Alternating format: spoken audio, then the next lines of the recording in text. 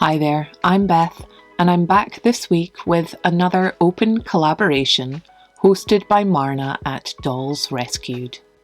This week's theme is Tall Witch, and she prompts us to share our much larger sized dolls dressed as a witch for Halloween. You can see me happily opening yet another smart doll in the background here. I didn't mean to buy another so soon, but I couldn't stop thinking about her lovely face, and I knew I would regret it if I didn't get her before she was gone. I'm using this week's collaboration as an excuse to make a style of dress I've been planning for a long time, inspired by some of my pins on Pinterest, and a style of dress I like for myself, a somewhat medieval or historic styled dress. I love the wide or squared neck-lined bodices that Rachel Maxey often wears, and was inspired by dresses like these Italian Renaissance costumes with the long contrasting panel in the front. I love to spot patterns and muslins like these on Pinterest. They often inspire projects purely for the challenge and enjoyment of trying to replicate them in miniature. My patrons might remember seeing me share the process of testing out this bodice pattern a while back. I used my smart doll mannequin and thin black tape to plot out the seam lines before tracing each pattern piece directly onto cotton. I've already made a mock-up of this bodice, and although it needs a few tweaks before I'm ready to share it, I'm going to go ahead and use it for this week's project. The kids are on holiday again from school, so I'm feeling a little strapped for time this week, and I plan to try to finish this dress in just 2 days. I looked out some nice earthy fabrics and some accessories to go with the dress, including some boots, a miniature book, a pair of resin-printed elf ears, which I'll have to paint, and some rings that I might use as bracelets. Oh, but first, let me introduce you to my model.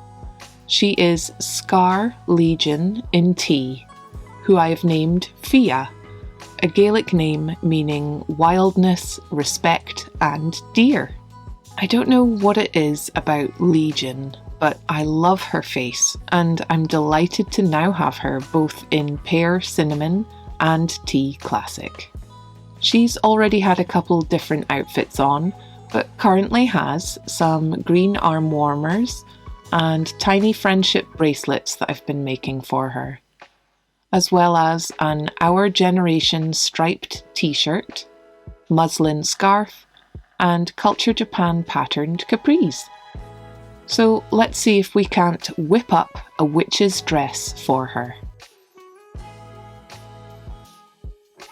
The patterned fabric I've decided to use for the centre panel is actually something I just picked up in a local charity shop. A relatively small piece, but I loved the design. The rest of the dress will be made from this deep brown linen fabric. I haven't really worked with linen before, but I love how earthy it looks. I cut a slightly simplified version of my bodice pattern for my lining, and then the proper fabric for the outer. I'll go join all these pieces at the machine. I've put each side together like this, leaving the side seams open for the moment.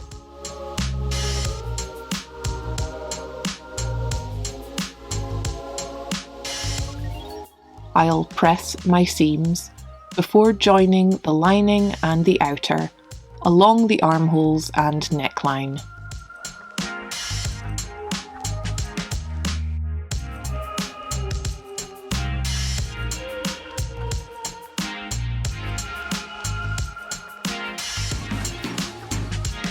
Here the bodice has been joined, and I'll just trim down the seam allowance and cut snips into the curves before I pull it through, right sides out.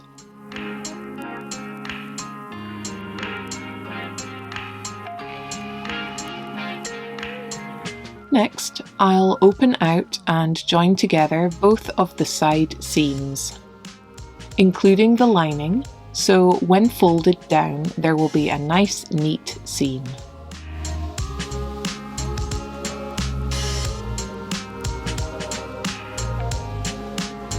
The bodice is looking quite nice, and here you can see my idea for the back closure. I would like there to be an opening for the Smart Doll stand to be able to access the port in the small of her back. I can't say I've seen a similar method used before, so we'll see if it works out. I'll have to finish the skirt to test it though. Here's that scrap of fabric, and as you can see, the pattern is mirrored in several places, but is running along the short length of my scrap. Ideally, I would have the pattern mirrored right down the front of my dress, but this would require me to piece together shorter sections. I think since I don't have the time to spare this week on pattern matching, I'm just going to have the pattern run sideways. I've cut my central panel and use it to mark the length of the skirt directly onto my linen. I'm then going to mark out some lines along the waistline for myself to follow and make some small pleats. I've gone with 1/4 inch divisions, and again, since I'm improvising as I go, I just keep folding pleats until the length matches my bodice. Once I got the length I needed for 1/2 of my bodice, I marked out the shape I want for my back closure, and will use this piece to create a second mirror image of it. I'll then join them to the centre panel and attach it to the bodice. There we go, it didn't go too bad. I had pressed all my gathers and used masking tape to hold them steady while I ran a seam across the whole skirt.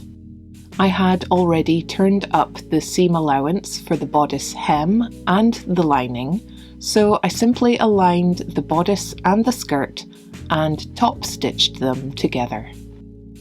I forgot to show it in the video, but I hand stitched the bodice lining on the inside.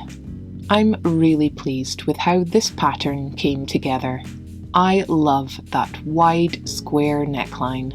I really like how the pleats look, and I'm curious to see if this stand opening in the back will work out. You can see I've created a kind of peephole and an overlapped closure for the skirt. The idea is to add snap fastenings and some decorative buttons, and close the overlaps in alternating directions. I hand stitch my closure, then decided to add some chain and charm details on the hip. I stitch them in place and add knotted detailing. While you enjoy some detail of the finished outfit, please let me welcome my latest supporter on Patreon, Gemma Hart. Thank you all for your kind support there.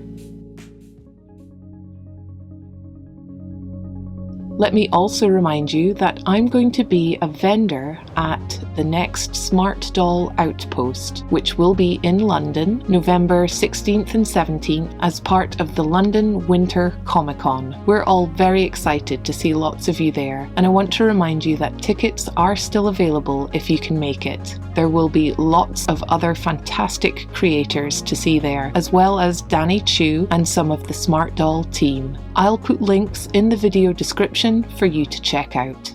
I hope you'll also check out the other tall witches being shared in today's collaboration, hosted by Marna of Dolls Rescued.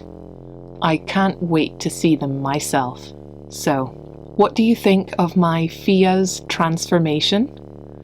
I think she's more of a pagan witch than a costumed witch, and looks very magical with her pointed ears. I love the accessories she has, and I had so much fun taking pictures of her all dressed up I almost couldn't stop. I ended up weaving some special yarn and charms to a pleat in her hair, and then added a pair of deer horn hair clips that I'd made for myself. I really think this look suits her, and that perhaps her scar suggests a mysterious backstory.